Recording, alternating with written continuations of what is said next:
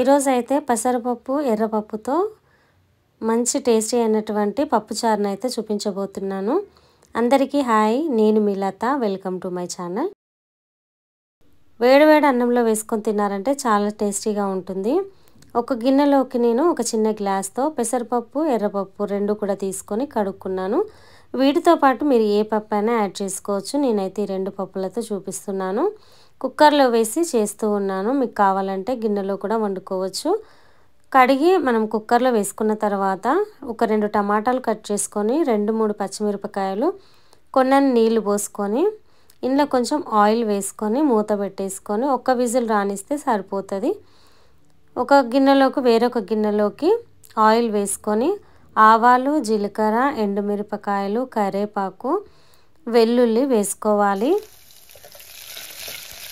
ఈ వెల్లుల్లి అనేది కచ్చాపచ్చగా దంచుకుంటేనే మనకు ఆ టేస్ట్ అనేది పప్పుకు వస్తుంది. ఇప్పుడు ఒక ఆనియన్ అయితే కట్ చేసుకొని వేసుకోవాలి. ఇవన్నీ కూడా ఫ్రై చేసుకోవాలి. పప్పు ఉడికేలోపు మనం పోపు రెడీ చేసుకున్నామంటే తొందరగా అయిపోతుంది. ఇప్పుడైతే కొంచెం పసుపు వేసుకొని కలుపుకోండి. పసుపు అనేది మంచి కలర్ రావాలి, అప్పుడే పప్పు వేయాలి. ఈ విధంగా కలర్ వచ్చిన తర్వాత మనము ఉడికిందో లేదో చూసుకొని మెత్తగా మెదుపుకొని ఇందులో వేసేసుకోవాలి పప్పును. మీకు చిక్కదనాన్ని బట్టి నీళ్ళు వేసుకుంటే సరిపోతుంది. ఇప్పుడు కొంచెం కారము, రా సాల్ట్, ధనియాల పొడి ఈ 3 కూడా వేసేస్తున్నా. ఈ 3 కూడా వేసుకొని మంచిగా కలుపుకోవాలి. ఇంకో కొంచెం వాటర్ వేసిన నేను. మీకు చిక్కదనాన్ని బట్టి చేసుకోవచ్చు. పప్పు చారు అన్నాం కాబట్టి కొంచెం ఇట్లా వాటర్గానే ఉంటే బాగుంటుంది.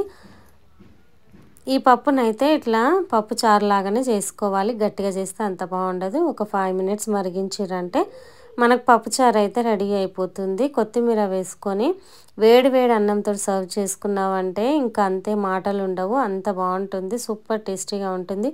పాపడాలు కానీ ఫిష్ ఫ్రై కానీ సైడ్కి పెట్టేశారంటే ఇంకా చెప్పనవసరం లేదు, ఫుల్గా తినేయచ్చు. ఆ విధంగా ఉంటుంది. ఈ రెసిపీ మీకు నచ్చినట్లయితే సబ్స్క్రైబ్ చేయండి, లైక్ చేయండి, షేర్ చేయండి, కామెంట్ చేయండి. Thank you friends. Thank you for watching.